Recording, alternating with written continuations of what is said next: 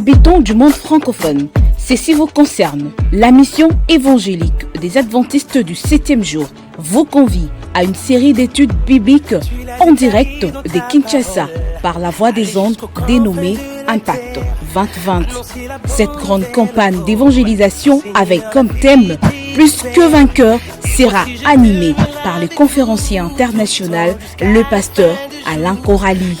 Vous pouvez suivre ce programme du 16 au 29 août 2020 dès 17h à 18h sur la radio mondiale adventiste, la 107.4, la radio-télévision adventiste King 24, Digital Congo, Congo Media Channel, FAS Télévision et sur la chaîne YouTube Aumônerie Adventiste LTC Kinshasa. Que Dieu vous bénisse. Et que les âmes reviennent vers toi, Seigneur. Bonjour bien-aimés dans le Seigneur et que la paix de Christ soit avec vous tous. Après avoir suivi les présentations sur la prophétie de Jonas avec pasteur Alain Corali, nous vous retrouvons pour continuer aussi avec les prophéties bibliques. Et cette fois-ci, nous revenons encore dans les prophéties apocalyptiques.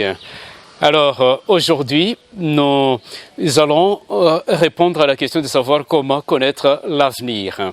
Et c'est la préoccupation de tout un chacun de nous. Mais avant de commencer, nous vous prions d'adopter l'attitude des prières alors que nous prions. Notre Dieu, notre Père, nous te sommes infiniment reconnaissants pour ton amour et pour tous tes bienfaits dont nous sommes bénéficiaires. Alors que tu nous donnes encore ce bon moment de scruter tes Écritures, accepte de nous combler de ton Esprit Saint afin qu'il puisse nous éclairer du début à la fin de cette présentation. Au nom de Jésus-Christ, notre Sauveur. Amen. Donc, nous disons que nous allons répondre à la question de savoir comment connaître l'avenir. Et ici, nous allons parler d'un rêve du passé qui continue à nous parler à notre époque.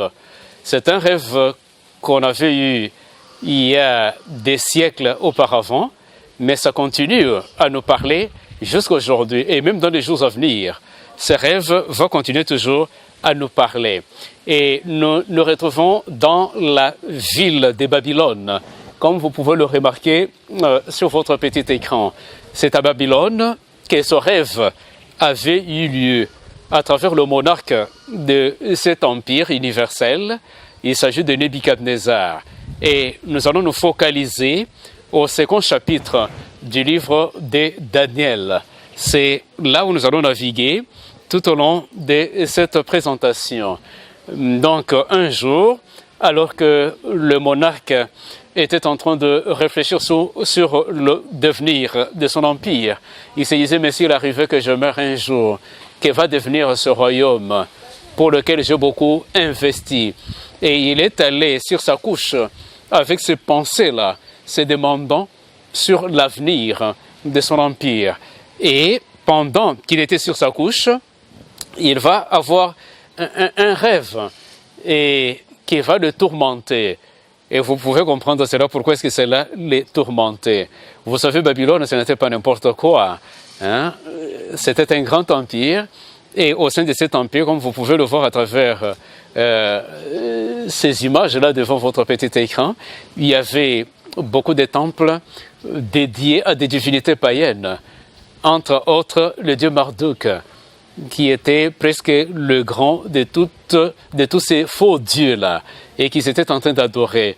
Et même lorsqu'ils sont allés pour faire la conquête de milliers environnants, et même jusqu'à conquérir Israël, donc avant de partir, ils étaient en train de prier leur dieu Marduk. Et quand ils sont allés, qu'ils ont conquis, quand ils ont été de retour, ils sont venus présenter les actions de grâce à leur divinité païenne. Donc Babylone, c'était aussi un grand centre religieux, mais où on était en train d'adorer des idoles. Et lorsque le roi, le monarque, s'est réveillé de son sommeil, il va se rendre compte que ce n'était qu'un rêve, ce n'était pas une réalité. Et là, il va faire appel à ces magiciens et les astrologues qui avaient l'habitude de lui interpréter des songes. Et là, il va leur donner un devoir difficile, à savoir lui rappeler d'abord le songe, donc lui restituer le songe qu'il avait eu et qu'il avait oublié. Et ensuite, lui ont donné l'interprétation, ce qui n'était pas une chose facile. Et là, au 2e chapitre, le verset 3e, nous lisons ce qui suit. « J'ai eu un songe, mon esprit est agité, et je voudrais connaître ce songe. » Au verset 4e, « Ô roi », ça c'est la réponse des astrologues et des magiciens. « Ô roi, vis éternellement, dis le songe à tes serviteurs, et nous en donnerons l'explication. » Je ne sais pas s'ils sont en train de se comprendre. Le roi dit qu'il a eu un songe, qu'il l'a oublié. Et il faut qu'eux puissent le lui rappeler. Au lieu de lui rappeler, et lui disent, dis-nous le songe, et nous allons en donner l'explication. On ne se comprend pas. Au verset 5e du même chapitre, le roi reprit la parole et dit aux Chaldéens, « La chose m'a échappé. Si vous ne me faites pas connaître le songe et son explication, vous serez mis en pièces. » Donc la décision prise par le monarque est grave. Pourquoi est-ce qu'il a pris cette décision? Parce que lui-même n'avait plus la paix. Il faisait de l'insomnie. Il n'avait pas d'appétit. Et il comptait sur ses magiciens et ses astrologues afin qu'ils puissent lui rappeler le songe, pour qu'il puisse avoir la paix du cœur, pour qu'il puisse avoir le sommeil et pour qu'il puisse avoir l'appétit. Et au lieu de trouver la solution à sa préoccupation, et aussi semble désespéré, incapable de lui restituer le songe. C'est pourquoi il les met en garde que s'ils ne parviennent pas à lui rappeler le songe, ils seront tous mis en pièces. Il poursuit en disant, « Et vos maisons seront réduites en un tas d'immondices. Non seulement ils vont périr, mais toutes leurs maisons seront aussi détruites. Tout sera mis en cendres. » Donc la décision du monarque était sérieuse. Et quand nous arrivons au verset 6e du même chapitre, il leur dit, « Mais si vous me dites le songe et son explication, vous recevrez de moi des dons et des présents et des grands honneurs.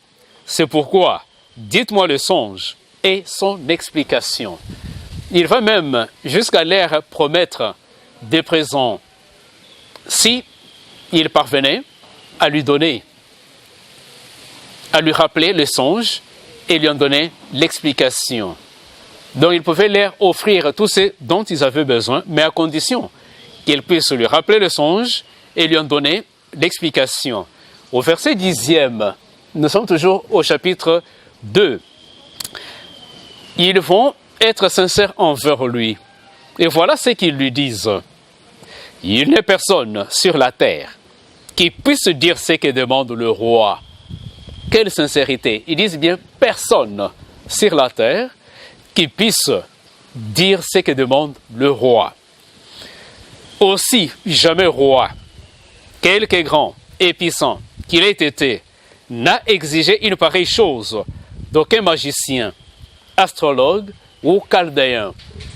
Ça, c'est ce qu'ils lui disent, clairement, franchement. Il dit, depuis que le monde est monde, depuis que le monde existe, aucun roi n'a demandé une pareille chose aux magiciens. Donc, vous êtes le premier à nous donner ces devoirs. Donc, ils étaient sincères. Ils étaient tabous, ils étaient limités, bornés. Et c'est là où notre Dieu fait la différence. Au verset 11e, ils lui disent, « Il n'y a personne qui puisse le dire au roi, excepté les dieux dont la demeure n'est pas parmi les hommes. » Et ils disent bien, personne qui puisse le dire au roi, excepté les dieux. Ils parlent des dieux au pluriel. Pourquoi? Il faut comprendre, ils sont en train de s'exprimer de cette façon-là, parce qu'ils étaient des polythéistes. Ils croyaient en l'existence de plusieurs divinités. C'est pourquoi ils disent, excepté les dieux dont la demeure n'est pas parmi les hommes. Et là, nous pouvons comprendre à qui est-ce qu'ils étaient en train de faire allusion. Ils disent, excepté les dieux dont la demeure n'est pas parmi les hommes. Là, ils sont en train d'exclure les idoles, parce que les idoles sont parmi les humains. Mais ils disent qu'il y a ces dieux-là dont la demeure ne se retrouve pas au milieu des humains. Ce sont seulement ces dieux-là qui puissent donner la solution à la préoccupation du monarque. Et là, ils étaient en train de faire allusion à Yahweh, à l'Éternel, parce qu'il n'y a que lui dont la demeure ne se retrouve pas au milieu des humains. Et sa demeure se trouve au ciel. Mais parce qu'ils ne les connaissaient pas, c'est pourquoi ils ont dit Dieu. Pourquoi? Parce qu'ils sont habitués avec plusieurs divinités, avec le polythéisme. C'est pourquoi il dit excepté les dieux dont la demeure ne se retrouve pas parmi les hommes. Donc là, il faisait allusion à l'Éternel Dieu. Il n'y a que lui qui puisse révéler l'avenir. Ne vous trompez pas, chers téléspectateurs. Vous voulez connaître l'avenir? Confiez-vous à la Bible, aux Saintes Écritures. Et ils vont vous présenter, vous décrire l'avenir, 10 sur 10. Et toutes les prédictions faites par la Bible vont s'accomplir à la lettre et sont même en train de s'accomplir à la lettre. Et celles qui ne se sont pas encore accomplies vont bientôt s'accomplir et nous en serons témoins. Ça, c'est ce qu'il faut retenir. Alors, sur ces paroles, le roi était fâché, il s'est énervé et il a ordonné qu'on puisse exécuter ces sages de Babylone, tous les astrologues, les enchanteurs. Ils devaient être persécutés, ils devaient être exécutés. Mais ici, vous allez vous rendre compte que cette décision ne concernait pas seulement les sages de Babylone, mais aussi les enfants d'Israël, les jeunes Hébreux, qui se retrouvaient aussi parmi les sages de Babylone. Entendez par là Daniel, Meshach, Shadrach et Abednego. Ils ont été aussi concernés par la mesure, parce qu'ils faisaient partie du groupe des sages de Babylone. Mais qu'est-ce qu'ils ont trouvé comme solution pour répondre à la préoccupation du monarque? Ils ont pensé carrément à la prière, la vie des prières. Donc la prière, bien aimée dans le Seigneur, joue un rôle important lorsque nous voulons connaître, non seulement lorsque nous voulons connaître l'avenir, mais dans toutes nos préoccupations, tous les défis auxquels nous sommes en train de faire face. Lorsque nous allons à genoux, nous avons des réponses et des solutions. Vous vous souviendrez, il n'y a pas longtemps, on a fait des prédictions sur des catastrophes en rapport avec Covid-19. Les prédictions qui ont été faites pour le continent africain, c'était alarmant. Mais, jusqu'au jour d'aujourd'hui, et le chef de l'État venait même de se prononcer sur l'état d'urgence et qu'on a enlevé la mesure et que maintenant, les mouvements peuvent reprendre les activités et ainsi de suite, on peut se rassembler. Mais vous savez que les prières ont joué beaucoup pour freiner un peu la propagation ou bien la réalisation des prophéties que certains avaient données en ce qui concerne le continent africain. Et vous avez suivi même dans le briefing que le chef de l'État a fait et que le taux même des contagions est en train de baisser et même le pourcentage des décès a sensiblement baissé. Vous voyez, dans tout ça, les prières ont joué un rôle très très important parce que les enfants de Dieu ont imploré le Seigneur face à cette crise, cette pandémie de Covid-19. Alors, Daniel et ses amis, ayant pris la décision du monarque, ils n'avaient qu'un seul recours, c'était rechercher la face de Dieu pour épargner la vie de tous les sages de Babylone. Et c'est comme ça qu'ils vont vaguer à la prière. Ils ont prié avec ferveur. Et ça, c'est un bel exemple pour nous. Et pendant qu'ils dormaient, après avoir prié, pendant qu'ils s'est reposé, c'est alors que Dieu va leur révéler le rêve que le monarque avait oublié et ensuite leur donner l'explication. Ainsi, nous arrivons au verset 23e. Nous sommes toujours au 2e chapitre de Daniel. Et là, nous lisons « Dieu de mes pères, dit Daniel, je te glorifie et je te loue de ce que tu m'as donné la sagesse et la force, et de ce que tu m'as fait connaître, ce que nous t'avons demandé, de ce que tu nous as révélé, le secret du roi. Il a commencé par remercier Dieu. C'est pourquoi, dans la vie des prières, avant toute chose, on commence par la louange adressée à Dieu. On loue Dieu pour ses bienfaits, on lui dit merci pour ses interventions miséricordieuses avant de continuer avec les autres étapes de la prière. Et ça, c'est la démarche que Daniel a adoptée après avoir obtenu la réponse à la requête qu'ils avaient soumise au Seigneur avant de procéder à autre chose. C'est ainsi qu'au verset 24e, il est écrit, après cela, c'est-à-dire après avoir loué Dieu dans la prière, après l'avoir remercié, qu'est-ce qu'il va faire? Après cela, Daniel s'est rendu auprès d'Arijoc, à qui le roi avait ordonné de faire périr les sages de Babylone. Il alla et lui parla ainsi. Ne fais pas périr les sages de Babylone. Conduis-moi devant le roi et je donnerai au roi l'explication. Vous voyez ce qu'il va faire? Il ne s'est pas réveillé et directement courir vers le roi pour lui donner l'explication. Il s'est d'abord humilié en prière à genoux pour dire merci au Seigneur qui a révélé ces choses cachées.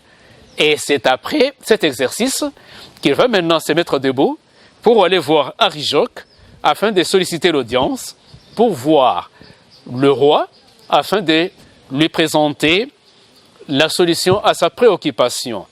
Mais vous allez remarquer une chose.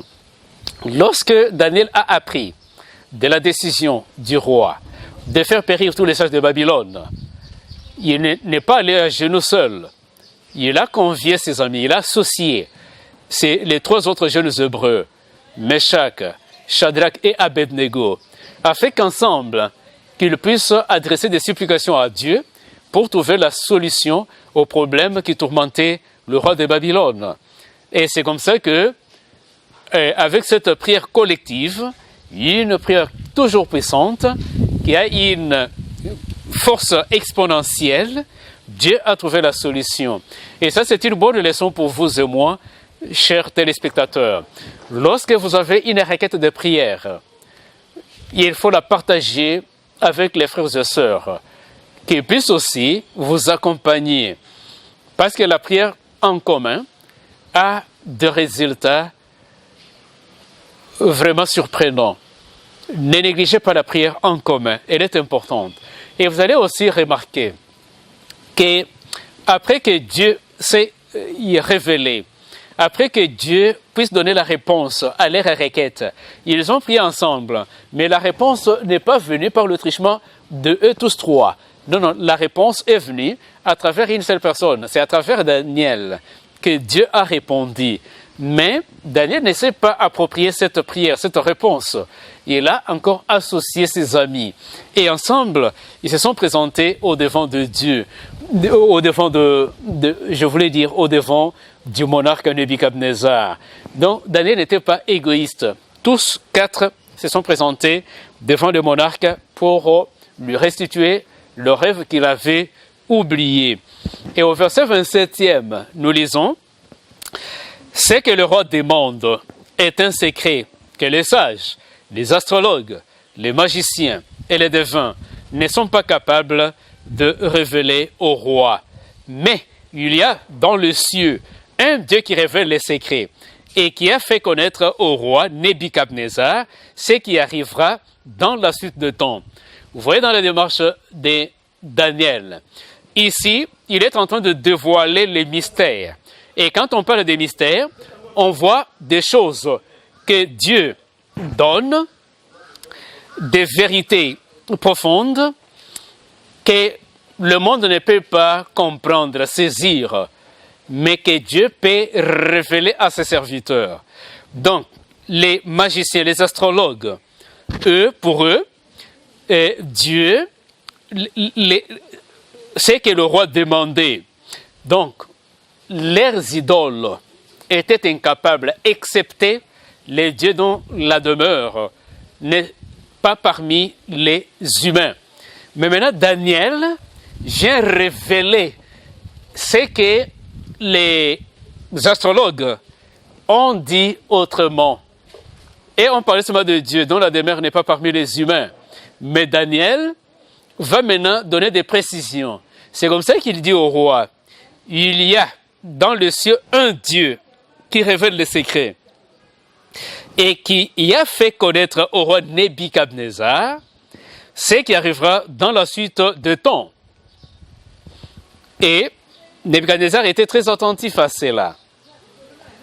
Et ce que Daniel était en train de dire soutient ce que nous lisons en Ésaïe, le chapitre 46e, le verset 9, où il est écrit « Car je suis Dieu, et il n'y en a point d'autre. Je suis Dieu, et nul n'est semblable à moi. Le Dieu des cieux n'a pas de semblable. Il n'y a personne qui lui ressemble. Il n'y a personne qui a les mêmes attributs que lui. Il est le seul. Et il n'y a que lui seul qui puisse révéler l'avenir.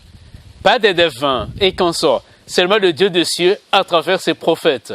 Les devins peuvent aussi tâtonner, mais ils ne peuvent pas à 100%. Mais il n'y a que le Dieu des cieux qui puisse prédire l'avenir et que cela s'accomplisse à 100%.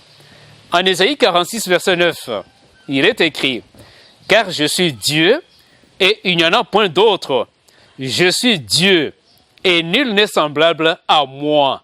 Nul n'est semblable à l'Éternel pour prédire l'avenir. » C'est pourquoi, chers téléspectateurs, ne commettez pas cette erreur d'aller dire à telle ou telle personne de vous prédire l'avenir. Il ne faut pas faire cela. Pourquoi? Parce que le Dieu des cieux, il n'y a que lui seul et il est jaloux. Il n'a pas de semblable. Il n'y a personne d'autre qui puisse prédire l'avenir. Allez seulement consulter l'Éternel, le Créateur. Il n'y a que lui qui puisse faire cela. En dehors de lui, il n'y en a point d'autre. Et il dit ceci, nous sommes toujours en Ésaïe 46, verset 10. J'annonce dès le commencement ce qui doit arriver, et longtemps d'avance ce qui n'est pas encore accompli. Il n'y a que l'Éternel Dieu qui puisse annoncer dès le commencement ce qui doit arriver, et longtemps d'avance ce qui n'est pas encore accompli. En dehors de lui, il n'y a personne d'autre qui puisse le faire. Revenons maintenant en Daniel, le chapitre 2e et le verset 29e. Daniel lui dit ceci, « Sur ta couche, ô roi, il t'est monté des pensées touchant ce qui sera après ce temps-ci. Et celui qui révèle les secrets t'a fait connaître ce qui arrivera dans les derniers jours. » Celui qui révèle les secrets t'a fait connaître ce qui arrivera dans les derniers jours. Bien-aimés dans le Seigneur, maintenant là, ce que nous sommes en train de vivre, ce que nous sommes en train de connaître, toutes les crises multiformes que nous sommes en train de connaître, nous prouvent que nous sommes arrivés au temps de la fin. Et longtemps avant, Dieu avait déjà révélé cela, que dans les derniers jours, il y aura ceci et cela. Les pestes que nous connaissons comme Covid-19, Ebola et consorts, c'était prédit que nous allons les connaître dans ces derniers jours. Et cela était déjà révélé au monarque Nebuchadnezzar longtemps avant, des siècles en avance. Et ça, il n'y a que l'Éternel Dieu qui puisse le faire. Et au verset 31 de Daniel 2, il est écrit « Ô roi, tu regardais et tu voyais une grande statue. Cette statue était immense et d'une splendeur extraordinaire. Elle était debout devant toi et son aspect était terrible. » Ça, c'est ce que Daniel était en train maintenant de présenter au roi, en train de lui faire la réminiscence, c'est-à-dire le rappel de ce qu'il avait déjà oublié, ce qu'il avait rêvé et oublié. Il dit que tu avais vu une statue immense et qui t'avait effrayé. Et au verset 32e, il commence à décrire. Et vous voyez toutes ces étapes, les magiciens, les astrologues voulaient passé, juste pour aller à l'interprétation. Il demande au roi de leur présenter d'abord le rêve et vont en donner l'interprétation. Mais Daniel n'a pas procédé de la sorte. Il est à genoux avec ses amis, ils ont imploré leur Dieu, et ce dernier leur a restitué le songe, comme était la demande du roi, et après, Dieu va révéler que tu avais vu la statue. Maintenant, il commence à lui en donner la description ou bien l'interprétation. C'est comme ça qu'il commence pour lui dire que la tête de cette statue était d'or pur, sa poitrine et ses bras étaient d'argent, son ventre et ses cuisses étaient d'airain, ses jambes de fer, ses pieds en partie de fer et en partie d'argile. Au verset 34e, tu regardais, lorsqu'une pierre se détacha sans le secours d'aucune main, frappa les pieds de fer et d'argile de la statue et les mit en pièces. Là, il est en train de lui faire la description du rêve qu'il avait eu. Au verset 35e, alors le fer, l'argile, l'airain, l'argent et l'or furent brisés ensemble et devinrent comme la balle qui s'échappe d'une aire. En été, le vent les emporta et nulle trace n'en fit retrouver. Mais la pierre qui avait frappé la statue devint une grande montagne et remplit toute la terre. Là, Daniel continue à lui décrire le rêve qu'il avait vu. Et quand il est arrivé au point où il était en train de parler de la pierre qui est tombée au pied de la statue et qu'il a écrasée, directement, le monarque a sursauté. Là, il s'est retrouvé totalement dans le rêve qu'il avait eu et qu'il avait oublié. Et Daniel continue à lui faire la prédiction. Bien-aimé dans le Seigneur, la prophétie que nous sommes en train de décortiquer ensemble, c'est-à-dire le deuxième chapitre de Daniel, est en train de nous présenter cette étendue de l'histoire, mais qui va d'où jusqu'où? Qui va de l'an 606 avant Jésus-Christ et qui nous amène jusque dans l'éternité. Voilà la proportion de temps sur laquelle se trouve cette prophétie. Elle couvre la période allant de l'an 606 avant Jésus-Christ et nous amène jusque dans l'éternité.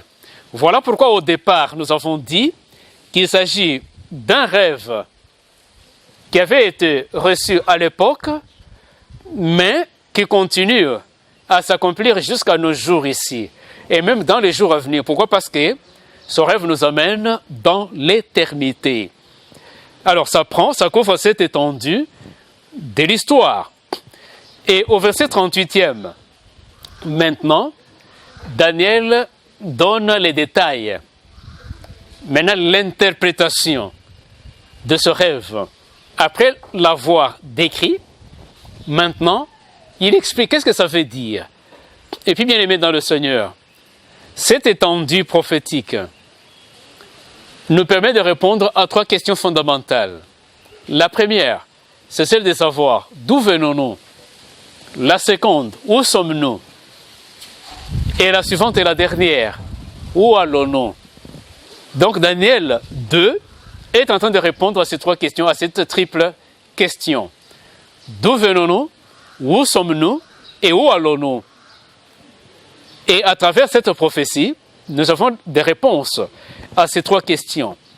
Au chapitre 2, verset 38, Daniel, s'adressant au monarque, lui dit « C'est toi qui es la tête d'or. » Et là, il fait allusion à Babylone. Ainsi, qu'au Nebuchadnezzar. Et Babylone, ce n'était pas n'importe quoi. À l'époque, Babylone était parmi les merveilles du monde.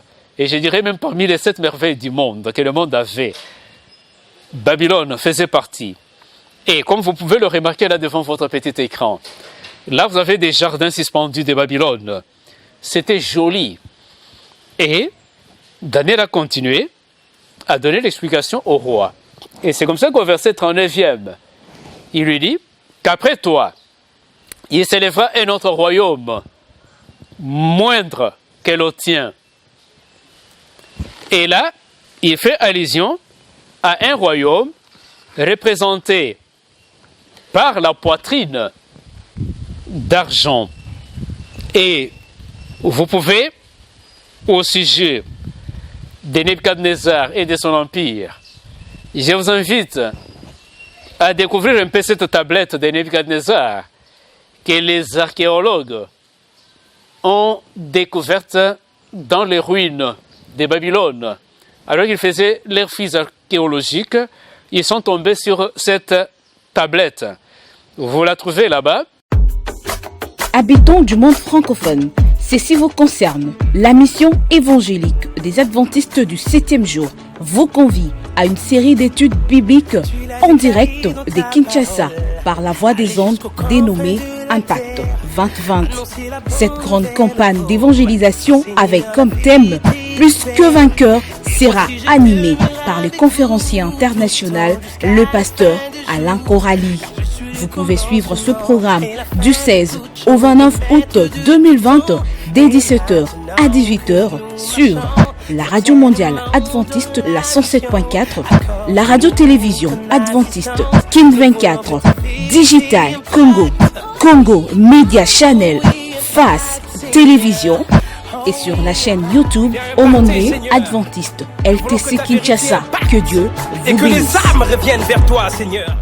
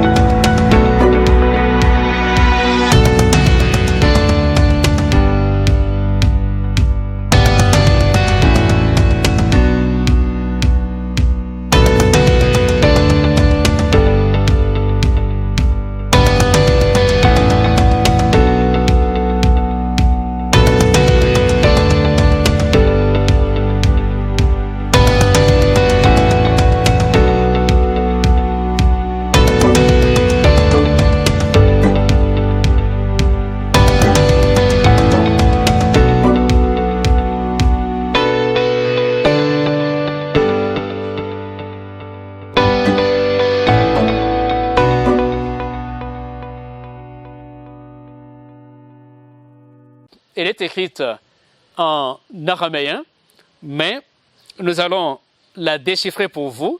Voilà le contenu, voilà ce qui y est mentionné sur cette tablette. Nebuchadnezzar disait ceci: j'ai consolidé les fortifications de Sangila et de Babylone et établi le nom de mon royaume pour toujours. Pour lui, il a établi le nom de Babylone pour l'éternité. Et ça, c'est la folie humaine. Pour lui, Babylone devait régner d'éternité en éternité. Mais maintenant, l'homme de Dieu lui dit, la tête d'or là que tu vois te représente toi, Nebuchadnezzar, ainsi que Babylone. Mais tu vas passer. Pourquoi? Parce qu'après toi, il y a un deuxième pouvoir, un deuxième royaume, moindre que toi, mais qui va conquérir ton royaume et qui va commencer à régner sur le monde. Et quand il lui dit ça, il pense à sa tablette qui est devant vous. Il s'est dit, mais j'ai consolidé les fortifications de Sangila et de Babylone et établi le nom de mon royaume pour toujours. C'est quoi Esangila? Esangila, c'est l'un des grands temples que vous avez, qui se trouvait à Babylone. Et en dehors du temple Karnak en Égypte, ici c'était l'un des grands temples que connaissait le monde à l'époque. Alors ici, mais j'ai fortifié, j'ai consolidé les fortifications de Sangila, c'est-à-dire là où se trouvait le dieu Marduk. Et il dit, mais quel est ce pouvoir-là, cette nation-là, qui puisse venir conquérir la mienne et commencer à régner, alors que moi, j'ai consolidé le temple du dieu Marduk. Où serait Marduk en ce temps-là?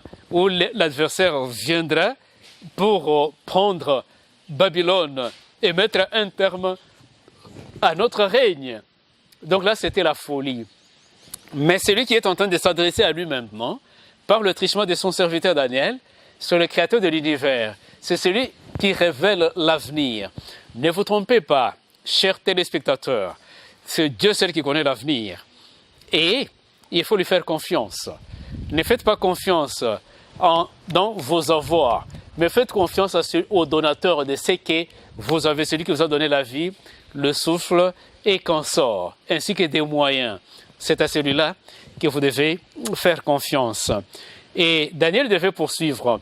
Mais ce qui est écrit sur la tablette de Nebuchadnezzar, c'est textuellement ce que vous pouvez lire en Daniel chapitre 4, le verset 30e, où il est écrit « Le roi prit la parole et dit, n'est-ce pas ici, Babylone la grande, que j'ai bâtie comme résidence royale par la puissance de ma force et pour la gloire de ma magnificence ?»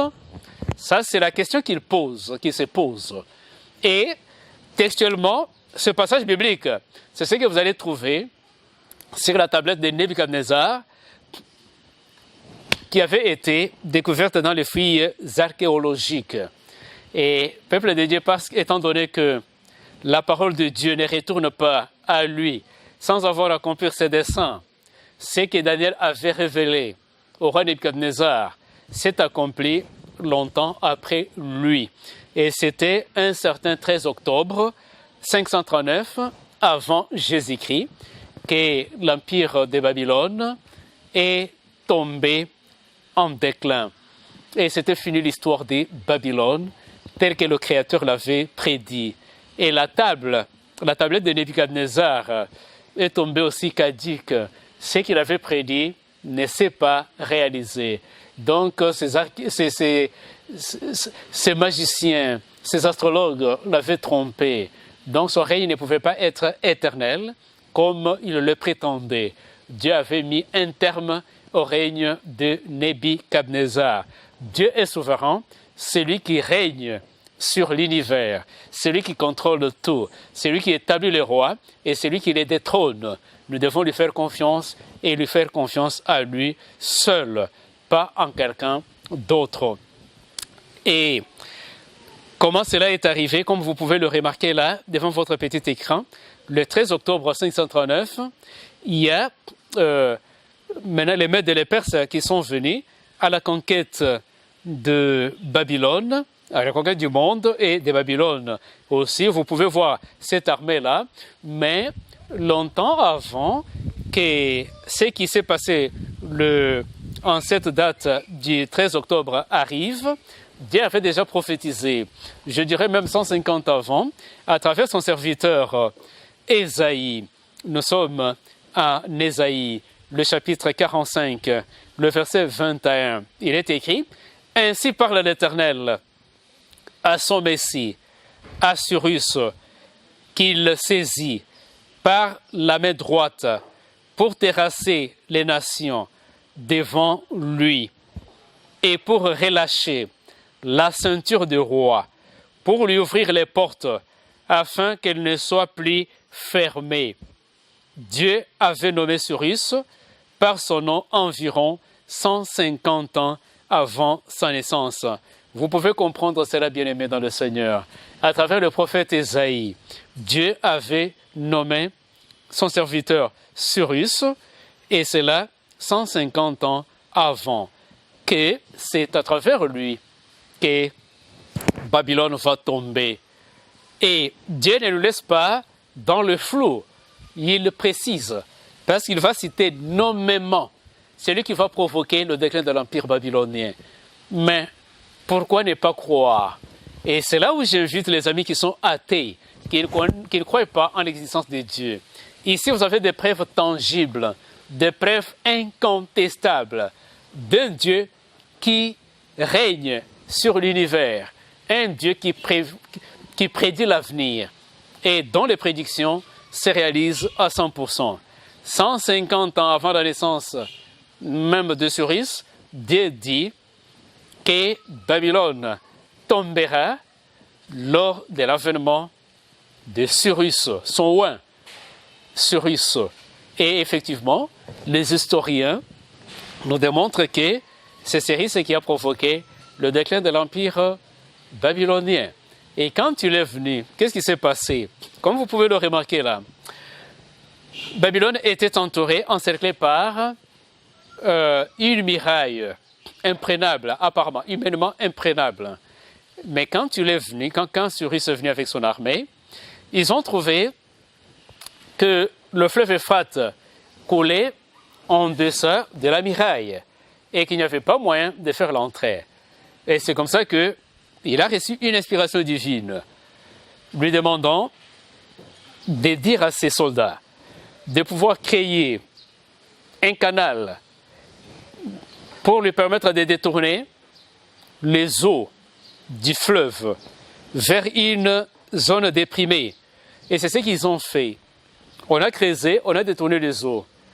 Pendant qu'ils ont détourné les eaux, à l'intérieur de la ville, Belchassar ainsi que les autres dignitaires étaient en train de festoyer. Et là, ils étaient en train d'utiliser même les ustensiles sacrés du temple de Jérusalem, qui ont été emportés par leur ancêtre Nebuchadnezzar, qui étaient gardés dans leur musée. Et ils ont pris ça avec leurs concubines, ils ont commencé à les utiliser. Donc ils ont profané les ustensiles sacrés du temple du Dieu très haut. Et c'est comme ça que la colère de Dieu est descendue sur eux. Pendant qu'il était en train de se saouler en se servant de ces ustensiles sacrés du temple de Jérusalem, c'est alors que Cyrus était en train de faire son entrée. Donc le lit du fleuve Euphrate est resté sec et l'armée perse est entrée dedans et a fait l'entrée à l'intérieur de Babylone. Alors que l'armée qui était postée là-bas, à l'entrée, ne pouvait pas s'en rendre compte.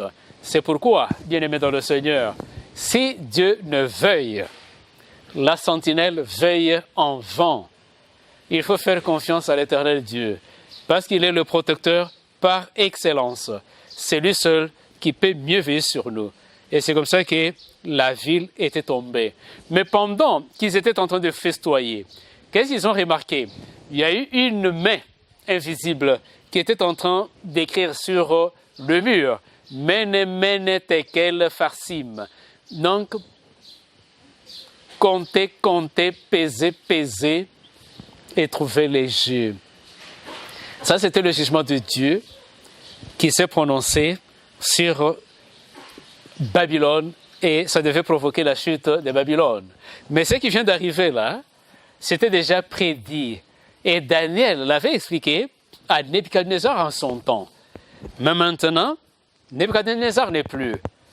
Et c'est son petit-fils Belchassar qui était en train de diriger les affaires du pays, alors que son père, qui était le roi, lui s'est trouvé dans l'oasis de Théba, où il était en train de philosopher, parce que c'était un grand philosophe.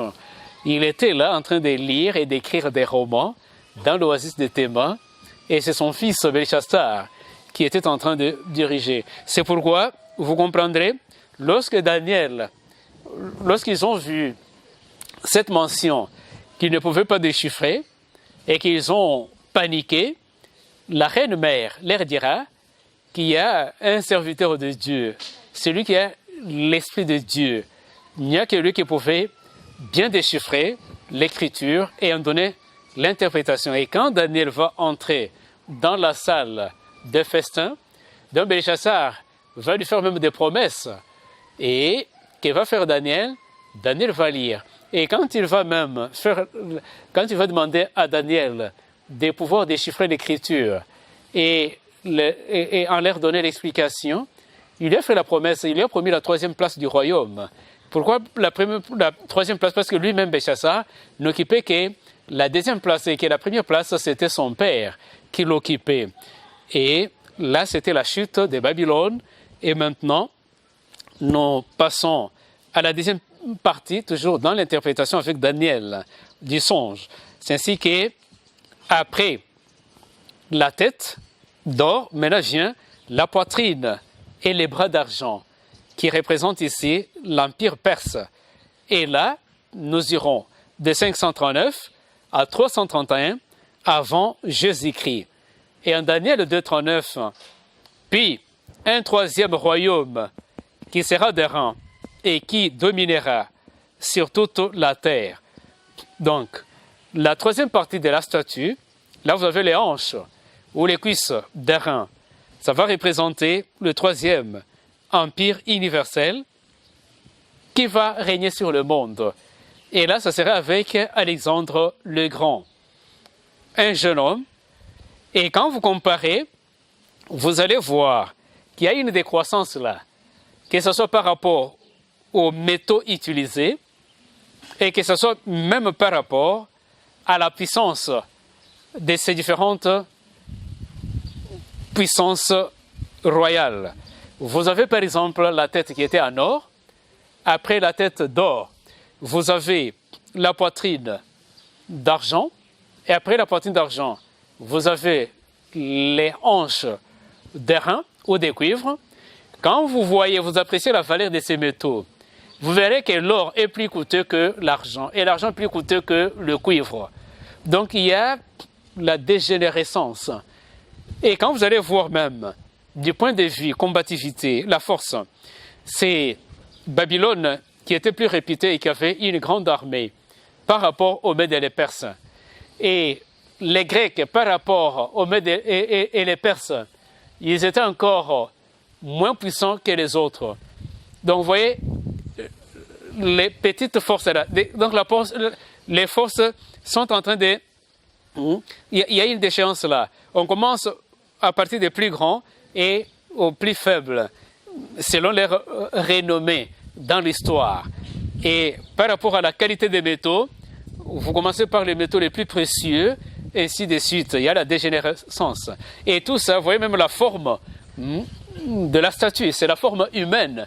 C'est pour montrer la déchéance de l'homme, de la race humaine. Et cela est facile à comprendre lorsque vous prenez seulement l'espérance de vie de l'homme. Imaginez-vous, à l'époque de Methuselah, quelle était son espérance de vie? Prenons même les antédiluviens, ceux qui ont vécu avant le déluge. Quelle avait été leur espérance de vie? Mais après le déluge, c'est la décroissance. Et aujourd'hui, le plus vieil homme, d'après la Bible, c'est combien? Moins d'un siècle. Et celui qui peut encore le plus fort, peut atteindre un siècle et dépasser légèrement. Donc il y a la décroissance. C'est encore l'une des grandes leçons que nous pouvons apprendre de cette prophétie de Daniel 2. Alexandre le Grand monte maintenant sur scène. Et quand nous lisons l'histoire de Rome, le volume 3, le chapitre 10, il est écrit « Le 22 juin 168 avant notre ère, l'empire d'Alexandre le Grand périt à la bataille de Pydna, 144 ans après la mort de celui-ci. » Là, vous pouvez voir sur la carte géographique l'Empire romain, les territoires occupés par les Romains, le territoire conquis par les Romains. C'est tout autour de la Méditerranée. Donc vous avez le bassin de la Méditerranée. Donc là vous avez la Rome qui prend maintenant le règne du monde, qui va maintenant diriger. Et là, la Rome est représentée par les jambes de fer. Et leur pouvoir va s'étendre de l'an 168 avant Jésus-Christ jusqu'à 476 après Jésus-Christ. Ils vont régner longtemps sur la planète Terre. Et ce n'est pas parce qu'ils sont les derniers à régner qu'ils pourront régner éternellement. Non, il y aura aussi un terme à leur règne, à en croire les Saintes Écritures. Maintenant, c'est le règne de là, nous sommes maintenant devant le règne de César. Ce sont des Césars maintenant qui sont en train de régner. Vous avez par exemple, comme vous pouvez le remarquer, devant votre petit écran, c'est sous le règne des Romains que l'enfant Jésus était né. Et c'était sous ce règne qu'il a été aussi tué, crucifié. C'était toujours sous le règne des Romains. Donc, entre l'an 168 avant Jésus-Christ et l'an 476 après Jésus-Christ, donc Jésus est né et Jésus a été aussi crucifié. C'est sous le règne de l'Empire romain. Et là, vous avez des Césars. Et vous allez voir même la condamnation des Christ. Ce sont toujours des Romains. C'est sous leur règne que Christ a été condamné. Donc, ils l'ont condamné. Et comme ça, il a été crucifié. Mais au verset 41e, il est écrit « Et comme tu as vu les pieds et les orteils en partie d'argile, des potiers et en partie de fer, ce royaume sera divisé. » Là, Daniel continue à interpréter le songe au roi. Il dit « Ce royaume sera divisé. » Donc c'est ce que je venais de dire il n'y a pas longtemps, que bien que l'Empire romain soit le dernier sur la liste, sur l'échelle, mais il ne durera pas, il ne régnera pas éternellement. Ça sera toujours pour un temps. Il va passer. Il y a un terme aussi pour le règne de cet empire. Il sera divisé. Et ça, c'était prédit avant que cela n'arrive. Donc Dieu a toujours prédit. Et au verset 43e, ils se mêleront par des alliances humaines, mais ils ne seront point unis l'un à l'autre.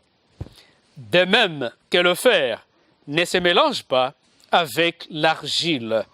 C'est ce qui va arriver après un moment donné. Donc vous allez vous rendre compte que l'Empire romain va connaître un déclin, une subdivision. Et cette subdivision va donner naissance à du royaume. Et comme vous pouvez le remarquer sur cette carte géographique qui se trouve devant vous. Donc, Dieu a prédit, et ce qu'il a prédit, c'est réalisé à la lettre. Et c'est pourquoi, bien aimés dans le Seigneur, nous vous supplions de faire confiance dans les prophéties bibliques, parce qu'elles sont correctes, elles sont exactes, elles se réalisent. Et il faut faire confiance en ce Dieu de la Bible, un Dieu qui ne trompe pas et dont toutes les prophéties s'accomplissent. Alors là, on nous présente la subdivision de l'Empire romain. Et comme vous pouvez le remarquer sur cette carte, vous avez les anglo-saxons, vous avez les francs, vous avez les allemands, les lombards, vous avez les ostrogoths, les burgondes, vous avez les wisigoths, vous avez les suèdes et vous avez les vandales en Afrique du Nord, donc dans le Maghreb. Et vous avez les hérules sur la péninsule italique. Donc là, vous avez les 10 royaumes issus du déclin de l'Empire romain. Donc, aujourd'hui, si nous pouvons répondre à la question de savoir d'où venons-nous, où sommes-nous et où allons-nous, nous sommes partis de la tête. La tête a régné et est passée, la poitrine mêmement, les hanches et les cuisses ont régné et sont passées. Nous avons les jambes de fer qui ont aussi régné et sont passées. Et maintenant, là, présentement, nous sommes arrivés au pied de la statue. Nous sommes arrivés aux orteils. Vous voyez, l'Empire romain qui était un tout, là, qui formait un tout, maintenant est divisé. Donc, nous sommes arrivés à l'époque de l'Europe divisée. L'Europe n'est plus un empire, c'est déjà un déclin. Il y a eu le démantèlement de cet empire. Et vous avez ces 10 royaumes-là. Alors, présentement, là, nous sommes dans la dernière phase de l'histoire de notre terre. Nous sommes partis de l'an 476 après Jésus-Christ jusqu'à aujourd'hui. C'est l'étape où nous nous retrouvons maintenant. Et s'il faut nous situer sur cette statue, dans l'étendue de l'histoire, nous ne sommes plus ni à la tête, ni au niveau de la poitrine, ni au niveau des cuisses, ni au niveau des jambes, mais nous sommes au niveau des pieds et plus précisément au niveau des orteils. C'est là où nous nous retrouvons. S'il faut nous situer dans cette prophétie ou dans l'étendue de l'histoire, nous nous retrouvons maintenant au niveau des orteils. Et parce que c'est là où nous sommes, nous les vivants, nous qui sommes encore vivants, et il faut que nous puissions faire très attention, bien-aimés dans le Seigneur. Donc ça nous prouve que nous sommes arrivés au temps de la fin, parce qu'après ici, qu'est-ce qui va arriver? On attend que le retour de Christ pour nous prendre et puis nous emmener au ciel. C'est pourquoi tout ce que nous sommes en train de vivre, la pandémie, la COVID-19, tout ça, ce sont des cloches. Ce sont des signes que nous ne pouvons pas ignorer. C'est pourquoi la présentation suivante parlera des signes que nous ne pouvons pas ignorer pour nous montrer que nous sommes arrivés au temps de la fin. Donc avec cette prophétie de Daniel, nous nous rendons compte que nous sommes arrivés au temps de la fin. Et ça, c'est le message de l'heure. Le message dont tous les habitants de la terre sont appelés à entendre. D'où venons-nous, où sommes-nous arrivés et où allons-nous? Nous sommes partis de la tête de la statue de Nebuchadnezzar. Et maintenant, nous sommes aux orteils de la statue. Qu'est-ce qu'il nous reste? Que Christ revienne dans sa gloire, nous prenne pour nous amener au ciel. Donc, depuis 476 jusqu'à ce jour, nous nous retrouvons au niveau des orteils de la statue. Et au verset 43e, nous lisons ce qui suit. Tu as vu le fer mêlé avec l'argile, parce qu'ils se mêleront par des alliances humaines. Mais ils ne s'attacheront pas l'un à l'autre, de même que le fer ne se mélange pas avec l'argile.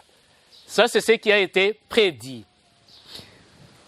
Les êtres humains ont pensé à réunifier les parties éparses de l'ancien royaume, ou bien de l'ancien empire.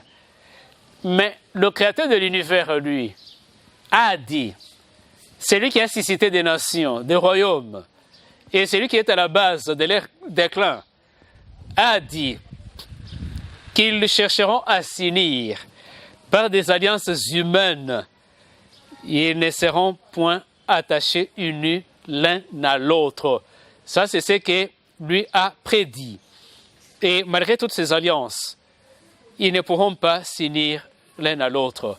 La reine Victoria, ainsi que tant d'autres, ont cherché par des liens biologiques à organiser des mariages entre les princes des différents royaumes pour créer encore cette unité-là, afin d'empêcher qu'il n'y ait plus un autre déclin, des divisions. Mais c'est en vain qu'ils ont fait ça. Pourquoi? Parce que malgré leurs efforts, tous ces efforts se sont soldés par des échecs. Et qu'est-ce qui est arrivé? Donc, la parole de Dieu qui disait, parce qu'ils ne se mêleront pas, parce qu'ils se mêleront par des alliances, ils ne s'uniront pas l'un à l'autre. La parole de Dieu demeure et elle se réalise. Malgré ce qu'ils ont fait là-bas en Occident, pour reconstituer l'Empire, ils n'ont pas pu. Il y a eu des guerres qui ont éclaté ça et là. Nous pouvons citer certains des leaders qui ont tenté à réunifier, à reconstituer l'ancien empire, mais qui n'ont pas pu. C'est le cas par exemple de Charlemagne. Il a tenté, il n'a pas pu, il a été battu. Il y a par exemple Charles Quint ou Charles V. Il a essayé, mais ses efforts se sont soldés par l'échec. Il y a aussi Napoléon Bonaparte. Il a essayé, ça n'a pas tenu. Il a été battu. Nous avons Guillaume II. Il a fait aussi des tentatives, mais ça s'est soldé par un échec. Il y a aussi Hitler Adolphe, qui disait que, en tout cas, lui, va mettre un terme à cela. Il va reconstituer l'Empire. Bien-aimé dans le Seigneur, la parole de l'Éternel continue toujours à résonner. Ils ne s'uniront pas l'un à l'autre. C'est en Daniel chapitre 2, verset 44, que nous allons maintenant lire. ceci, dans le temps de ce roi, le Dieu des cieux suscitera un royaume qui ne sera jamais détruit. Voilà la bonne nouvelle pour vous et moi, chers téléspectateurs. Dans ce temps-là, dans le temps de ce roi-là, c'est-à-dire lors de l'Europe divisée, pendant cette période que nous sommes en train de traverser depuis 476, maintenant là, pendant ce temps où il y a des pestes, où tous les signes de temps sont en train de s'accomplir, la Bible, ma sainte Bible me dit que dans ce temps, dans le temps de ce roi, le Dieu des cieux suscitera un royaume qui ne sera jamais détruit. Ça, c'est de la bonne nouvelle pour nous. Beaucoup avons perdu nos bien-aimés avec Covid, avec diverses maladies, par accident, ainsi de suite, par empoisonnement. Mais ne vous en faites pas. Bientôt là, Dieu va susciter un autre royaume qui va durer d'éternité en éternité et qui va où nous allons vivre tous heureux, et cela par la gloire de l'Éternel.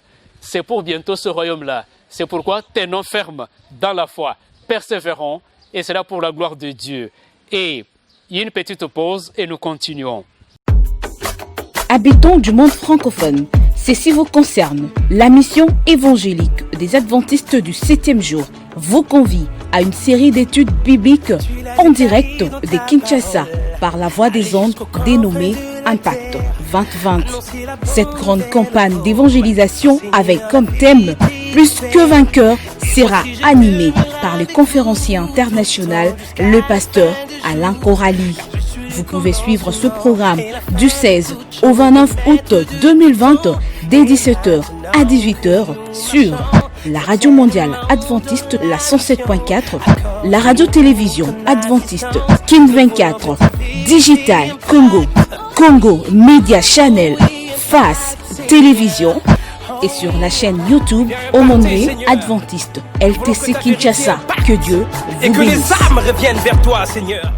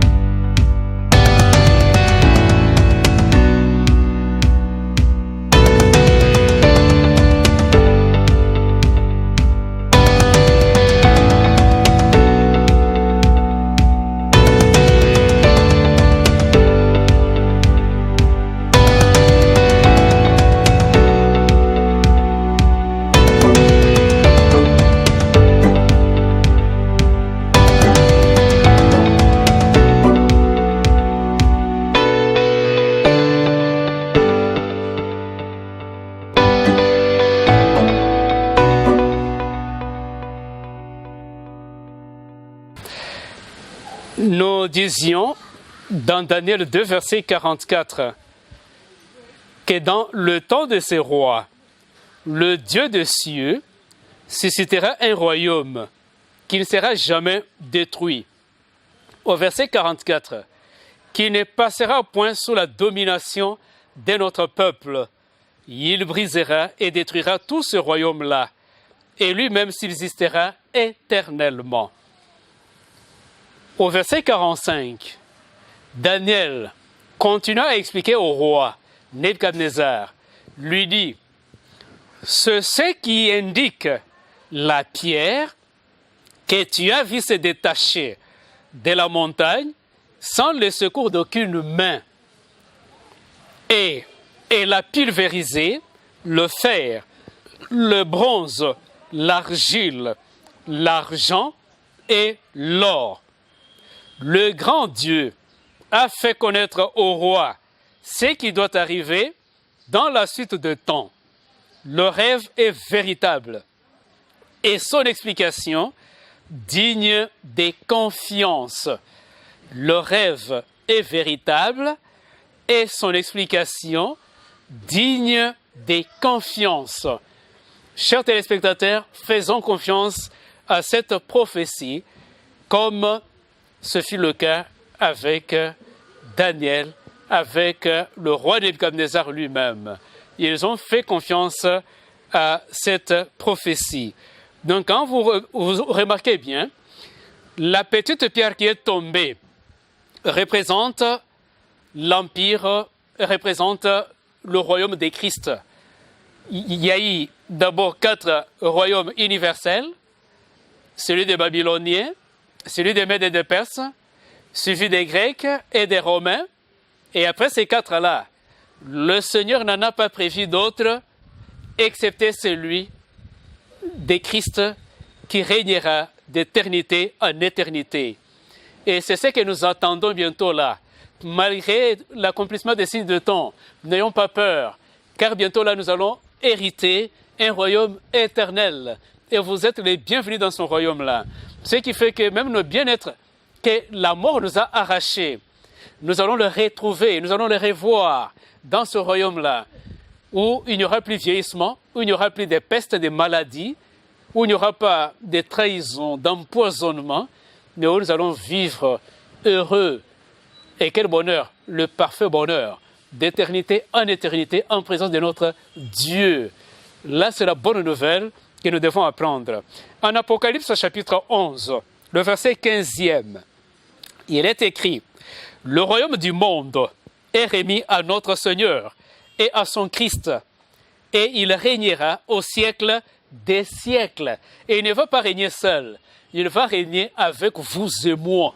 Si nous l'acceptons comme Seigneur et Sauveur personnel, si, malgré les situations que nous sommes en train de traverser en ces jours incertains, nous restons accrochés à lui, nous régnerons avec lui de siècle en siècle. Il ne faut pas manquer à ce rendez-vous. Alors que nous voulons atterrir, bien-aimés dans le Seigneur, nous voulons faire la récapitulation de ce que nous venons de voir tout au long de cette présentation. Il s'agit des derniers événements dans le livre de Daniel. Qu'est-ce que nous pouvons retenir sur les derniers événements dans le livre de Daniel? En son temps-là, 600 siècles avant Jésus-Christ, Daniel nous a donné cette révélation, mais qui a parlé aussi des derniers jours que vous et moi nous sommes en train de vivre aujourd'hui. Quels sont ces événements-là? Nous pouvons les lister. Daniel, dans sa prophétie, au chapitre 2, a parlé du second avènement de Jésus. La pierre qui est tombée et qui a broyé la statue représente le second avènement de Christ. C'est dans cette prophétie. Voilà pourquoi nous devons en parler et reparler. À maintes reprises, on ne va pas se fatiguer de vous emmerder avec ces prophéties, parce que ça concerne le temps que nous vivons aujourd'hui, le temps de la fin. Et c'est le dernier message à l'humanité, mieux que celui-ci, pas autre chose. Prospérité, consort, oui, ça ce sont les conséquences. Quand nous avons accepté Christ comme Seigneur et Sauveur, ces choses-là viendront. Mais maintenant, notre préparation, c'est pour accueillir Christ alors qu'il veut faire son apparition sur les nuées des cieux. C'est pourquoi nous devons être conscients de ces choses. La prophétie de Daniel et le deuxième chapitre en particulier nous présente le second avènement de Christ. Avant que les évangélistes du Nouveau Testament puissent nous en parler, Daniel, plus de 500 ans en avance, il avait déjà fait allusion. Et aujourd'hui, déjà environ 2 siècles et demi qu'il en avait parlé. Mais ça continue à résonner à nos oreilles. Les nations européennes toucheront à leur fin. Effectivement, c'est ce que nous vivons. Il avait prédit ça. Aujourd'hui, nous avons l'Europe divisée. On cherche même à avoir la monnaie commune, mais il y a toujours des enfants rebelles, tels que le Royaume-Uni. Ils ne signeront point l'un à l'autre. Les étudiants de la Bible et surtout des prophéties comprennent facilement ces choses. Ça ne nous surprend pas. Dieu instaurera son royaume et c'est pour bientôt ce royaume-là. Et un royaume qui durera combien de temps? C'est un royaume qui durera éternellement. Et moi, je veux être le citoyen de ce royaume-là. Et ma prière, c'est que toi aussi, tu puisses appartenir à ce royaume. Et c'est pourquoi je vous invite à une série de présentations sérieuses, comme vous êtes en train de les découvrir dans les petits spots et qui sont en train d'être présentés ici. L'Impact 2020, je vous convie à suivre ça à travers la radio. Vous pouvez suivre ça à travers la radio mondiale adventiste à la station de Kinshasa sur les 107.4. Vous pourrez suivre ça à partir du 16 jusqu'au 29 août, chaque soir, de 17h à 18h. Suivez, soyez branchés, soyez connectés sur la radio mondiale adventiste, soyez connectés sur digital, soyez connectés sur la radio-télévision adventiste. Et vous allez suivre une série de conférences bibliques qui vont vous aider à découvrir ce royaume qui durera éternellement. Et quelles sont les conditions pour faire partie de ce royaume qui durera éternellement, où il n'y aura pas la peur des Covid ou d'Ebola. Et toujours Daniel, dans son chapitre 2e, il nous a présenté Jésus qui viendra comme le roi des rois et le Seigneur des seigneurs. Alors qu'il a vécu ici-bas, il était comme un prisonnier, un esclave. Il a été couronné avec des épines. Mais Daniel l'a vu revenir dans sa gloire comme roi des rois. Il sera roi des rois et seigneur des seigneurs. Daniel en avait parlé avant même que Jésus soit né biologiquement ici-bas. Et puis, dans cette prophétie, on nous présente un autre événement. C'est que Jésus reviendra sur la terre pour régner. Il va régner sur cette terre. Et c'est pour bientôt. Pourquoi? Parce que, comme nous allons le découvrir dans la présentation suivante, sur les signes qu'on ne peut ignorer, vous allez voir que Jésus va régner sur cette terre. Il ne va pas régner au ciel, nous sur terre, non. Il va régner avec nous sur la terre restaurée, la terre renouvelée. Bien-aimés dans le Seigneur, en Daniel 2, verset 47, il est écrit, en vérité, là c'est le témoignage du roi Nebuchadnezzar, un roi idolâtre. Après avoir suivi le long discours de Daniel, lui rappelant son rêve qu'il avait oublié, lui en donnant l'interprétation, le roi était resté la bouche bée, en train d'entendre les oracles de l'Éternel par le trichement de son serviteur, son oint. Et à la fin, il devait prendre la parole. Il devait dire un mot, placer un mot. Et suivons ensemble le mot placé par le monarque de l'époque. Au verset 47e de Daniel 2, il dit, « En vérité, votre Dieu est le Dieu des cieux et le Seigneur des rois, et il révèle les secrets. » Nous réalisons le message de Nebuchadnezzar. En vérité, votre Dieu est le Dieu des cieux. Il est le Dieu de Dieu et le Seigneur de rois, et il révèle les secrets. Nebuchadnezzar reconnaît que l'Éternel, Jéhovah, est le Dieu de toutes leurs idoles. Il est le Dieu, il est au-dessus de toutes leurs divinités païennes. Il est le Dieu de Dieu et le Seigneur de rois. Et il n'y a que lui qui révèle l'avenir, qui révèle les secrets. Chers téléspectateurs, si ces rois païens qui avaient à sa charge des grands astrologues, des magiciens de haut niveau, de toute l'humanité, de toute la planète Terre, celui qui avait toutes les forces des ténèbres pour les consulter, après avoir suivi cet évangile, cette bonne nouvelle, fait cette déclaration, pourquoi est-ce que vous devez courir derrière des faux dieux pour qu'ils vous révèlent des secrets? Pourquoi aller dans les sciences occultes? Pourquoi vous abonner à ces histoires? après avoir auditionné cette merveilleuse parole, cette vérité présente, ce message de l'heure, il faut vous désengager de toutes ces sciences. Ça ne sert à rien. Ce sont des futilités. On vous envoûte, on vous ment. Revenez aux Saintes Écritures. La vérité par excellence. La Bible et la Bible seule.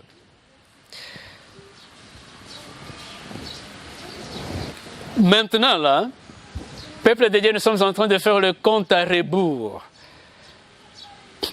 Comme vous pouvez voir la synthèse de notre présentation d'aujourd'hui.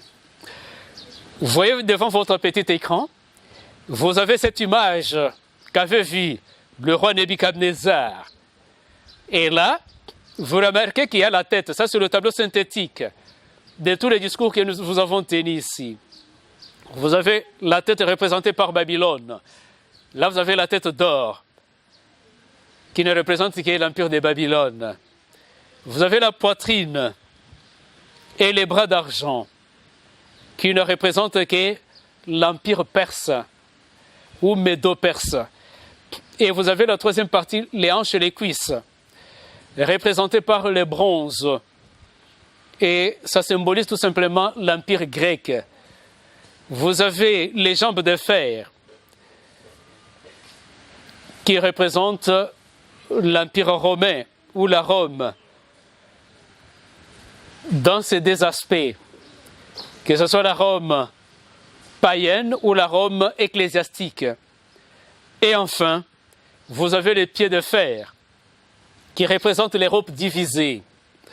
Et pour répondre, revenir encore à notre triple question, d'où venons-nous? Où sommes-nous? Et où allons-nous? Nous venons de la tête que vous voyez là. Maintenant, nous sommes au niveau des orteils et des pieds. Et où allons-nous? Nous attendons la petite pierre là tomber, écraser la statue, c'est-à-dire détruire tout le royaume de ce monde et instaurer son royaume éternel. Où vous et moi, si nous avons accepté Christ comme Seigneur et Sauveur personnel, nous serons des citoyens pour vivre des siècles en siècles avec lui. Ça, c'est la synthèse de ce chapitre 2 de Daniel. Donc, Christ est au centre de cette prophétie. Lui qui a été crucifié. Daniel avait prédit ça. C'est arrivé avec l'Empire romain. Et vous et moi, nous devons croire en lui. Malgré nos péchés. Mais c'est sur ces meurtrissures que nous sommes guéris de toute suie. Et nous pouvons nous débarrasser de tous nos fardeaux en ayant nos regards fixés sur Christ, le consommateur de notre foi. Comme cela est écrit dans l'Épître aux Hébreux, chapitre 12, les 2 premiers versets. Et en Luc 23, verset 42, il est écrit, là c'est l'un des pécheurs, des brigands, qui était avec Christ sur la croix, qui va dire à Christ, lorsqu'il a réalisé que Christ était réellement ce Messie-là, il dira, souviens-toi de moi, quand tu viendras dans ton règne.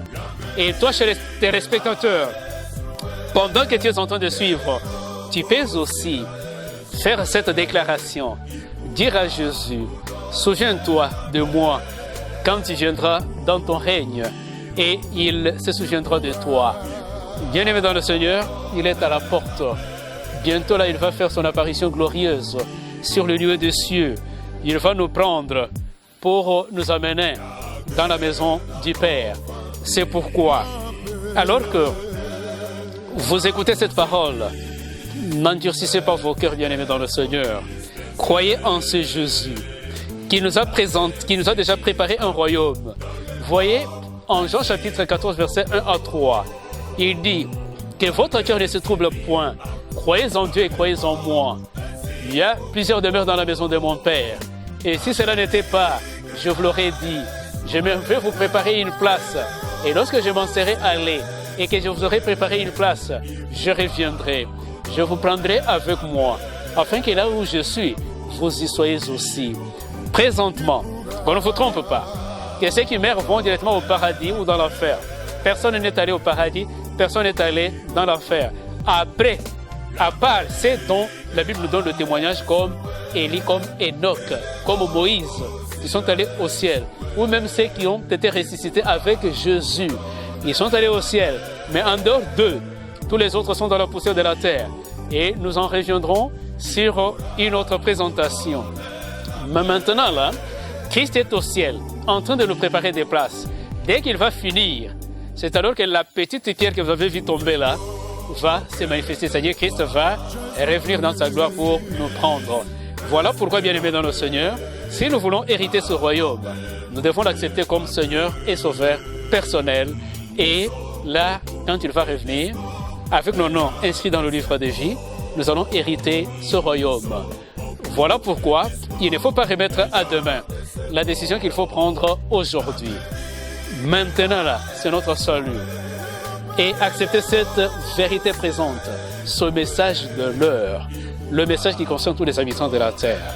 Et mon souhait, c'est que toi qui es en train de suivre, tu ne puisses pas rater lorsque Christ fera son apparition sur les nuées des cieux ce jour-là. Il faut que tu hérites son royaume. Il faut que tu sois sauvé. N'ayez pas peur de ce qui se passe autour de nous. Ce sont des signes de temps.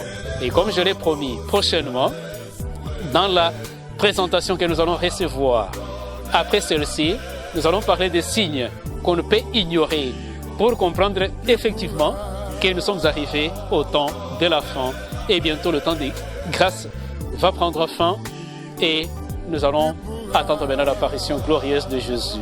Et après les signes de temps, nous allons revenir encore, toujours dans Daniel, pour faire encore d'autres révélations pour nous qui vivons en ces jours incertains, en ces jours de la fin. Puisse l'Éternel Dieu vous combler de ses riches bénédictions. Puisse-t-il subvenir à vos besoins pendant ces jours incertains. Au nom de Jésus. Amen.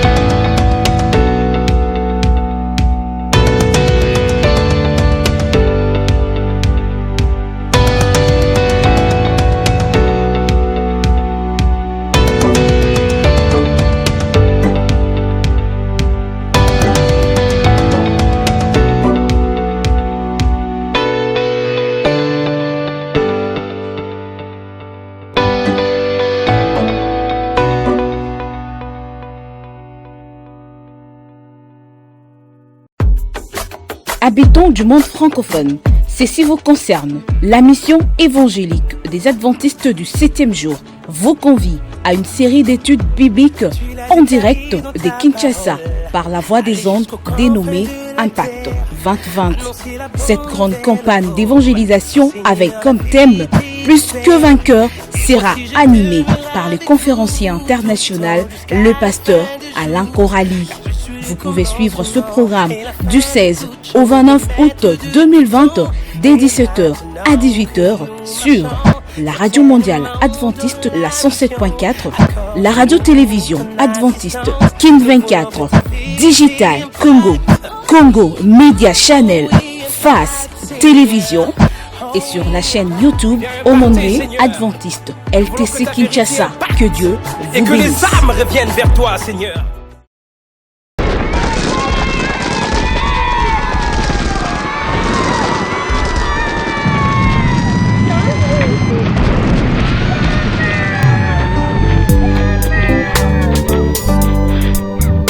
Au secours de Tout-Puissant, au secours, Dieu merveilleux, ton peuple est opprimé. La guerre civile partout dans les mondes, ainsi au Congo. La guerre civile partout dans les mondes, ainsi au Congo. L'Amérique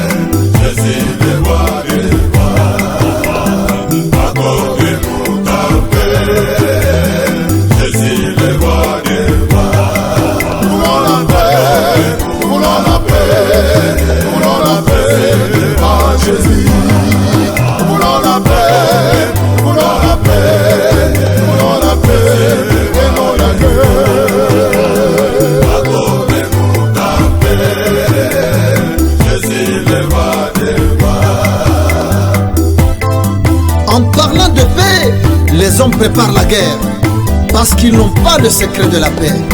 Mais Seigneur, nous venons devant toi aujourd'hui. Nous venons devant toi qui as fait la promesse. Tu as dit, voici, je vous donne ma paix. Je ne vous donne pas comme le monde la donne. Recevez ma paix. Nous réclamons cette promesse aujourd'hui. Accorde-nous ta paix. Accorde-nous ta paix, Seigneur, dans nos cœurs, dans nos familles, dans ton église et dans le monde entier. Nous voulons ta paix, Seigneur. Nous voulons ta paix. Accordez-nous ta paix.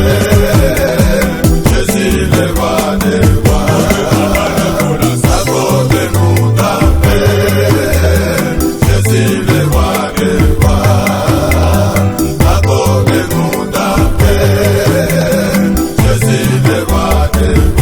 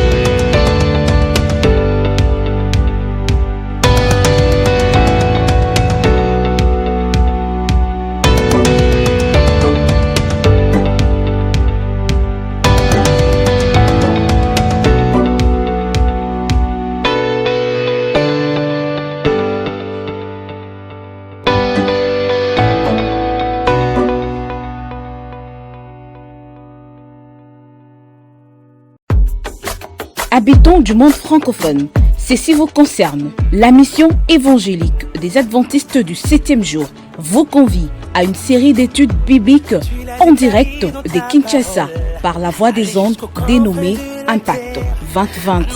Cette grande campagne d'évangélisation avec comme thème Plus que vainqueur sera animée par le conférencier international, le pasteur Alain Corali. Vous pouvez suivre ce programme du 16 au 29 août 2020 dès 17h à 18h sur la radio mondiale adventiste, la 107.4, la radio-télévision adventiste King 24, Digital Congo, Congo Media Channel, FAS Télévision et sur la chaîne YouTube Aumônerie Adventiste LTC Kinshasa. Que Dieu vous bénisse. Et que les âmes reviennent vers toi, Seigneur.